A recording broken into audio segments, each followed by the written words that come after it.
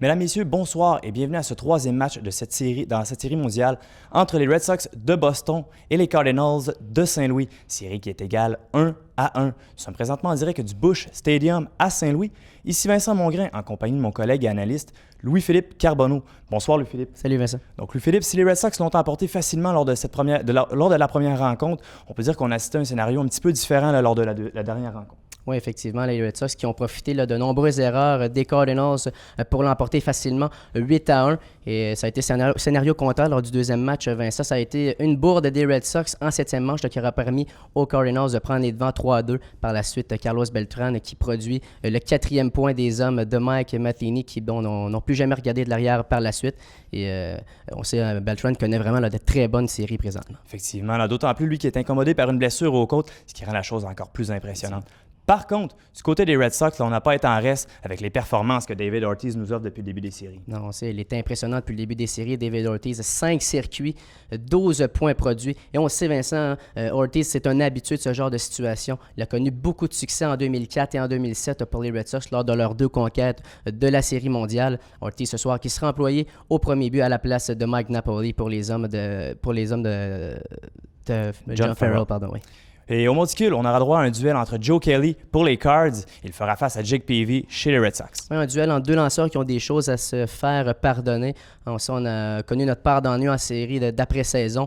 Les deux équipes qui n'ont d'ailleurs, les deux lanceurs qui n'ont toujours pas obtenu de victoire en série d'après-saison et non plus en carrière des deux côtés. Donc, on pourra certainement faire taire cette statistique. Merci Louis-Philippe. Donc la table est mise. Dans quelques instants, on vous présente le troisième match de cette série mondiale. Tout ça sur les ondes de baseballmauricie.tv. De retour, toujours en direct du Busch Stadium à Saint-Louis, où la rencontre vient tout juste de se terminer. C'est finalement les Cardinals de Saint-Louis qui vont prendre l'avance 2-1 dans la série mondiale qui les oppose aux Red Sox de Boston. Ils ont en effet emporté 5-4 ce soir. Et Louis-Philippe, quel match de fou auquel nous avons eu droit. Oui, écoute, j'ai décrit de nombreux matchs de baseball au cours de ma carrière, mais jamais j'ai vu une fin de match aussi inusitée. Écoute, les deux coureurs sur les sentiers pour les Cards. Tout un jeu de pédroyant qui réussit à épingler Molina au marbre. Et par la suite, peut-être du côté de Satan Michael, receveur des Red Sox, on essaie d'en faire un peu trop. On tente de retirer le coureur au troisième, mauvais relais. On sait ce qui s'est passé par la suite. Effectivement, on sait ce qui s'est passé par la suite. Le relais de Nava qui semblait être à temps, lui, au marbre, pour retirer également Alan Craig. Oui, écoute, le relais était à temps, sauf que, dans cette situation-là, l'officiel a jugé, lui, que Will Middlebrooks, le joueur de troisième but des Red Sox, avait commis de l'obstruction envers Alan Craig. Donc, c'est à sa discrétion, Vincent. Donc, c'est pour ça qu'on a décidé que le coureur était sauf. Donc, résultat, victoire de 5-4 des Cardinals. On est quand même chanceux du côté des Cardinals de se sauver avec la victoire, car on a manqué d'opportunistes et ça tout au long de la rencontre. Oui, écoute, ça a été élaboré du côté-là de 4-15 avec des coureurs en position de marquer. Donc, ça aurait pu faire très mal aux hommes de Mike Matheny. Et on se rappelle, dans cette fameuse quatrième manche, là, on avait les buts remplis. On n'a pas été capable... il y avait 0 retrait en plus à ce moment. On n'a pas été capable de tirer profit de cette situation. Et ça aurait pu jouer en la faveur des Red Sox, qui auraient pu même prendre l'avance ultérieurement dans la rencontre.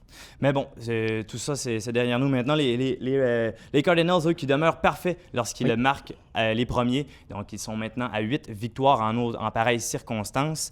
Louis-Philippe, j'aimerais que tu me parles de Joe Kelly. On en avait parlé dans l'avant-match. Connaissait quelques difficultés. Je sais que c'est pas lui qui va avoir la victoire à sa fiche ce soir, mais je pense qu'on peut dire qu'il a fait du bon boulot. Oui, écoute, il y avait beaucoup de pression sur les épaules. On sait qu'il a connu sa part d'ennui depuis le début de sa carrière en séries éliminatoires. Toutefois, ce soir, a bien fait. Il se passait seulement un point mérité en 5 manches et un tiers de travail. Il a passé 6 frappeurs dans la mi-temps, donc il a fait du très bon boulot pour les Cardinals. Mais malheureusement, c'est pas lui qui va avoir la victoire à sa fiche. On peut pas dire que c'est lui qui a fait en sorte que les Cardinals, qui a connu un très bon match finalement pour les Cardinals. Et Louis-Philippe, avant qu'on se quitte, j'aimerais que tu me dises qui est ton premier de classe ce soir, le joueur qui, selon toi, c'est le plus démarqué.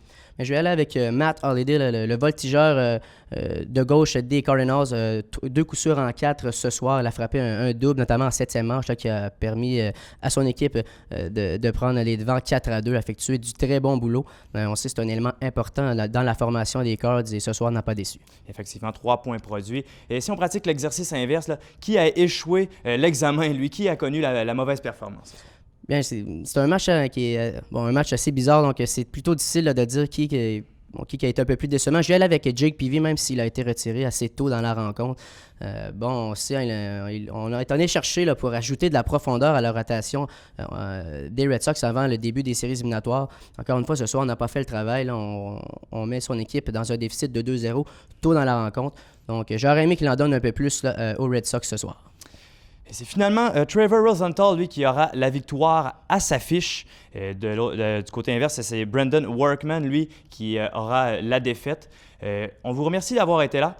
C'est ce qui complète cette capsule d'après-match. Je vous rappelle la marque finale, les Cardinals qui l'emportent 5-4 face aux Red Sox de Boston. Ils prennent également du même coup l'avance 2-1 dans cette série mondiale. Donc, on vous remercie encore une fois d'avoir été avec nous et on vous souhaite une excellente fin de soirée à la maison.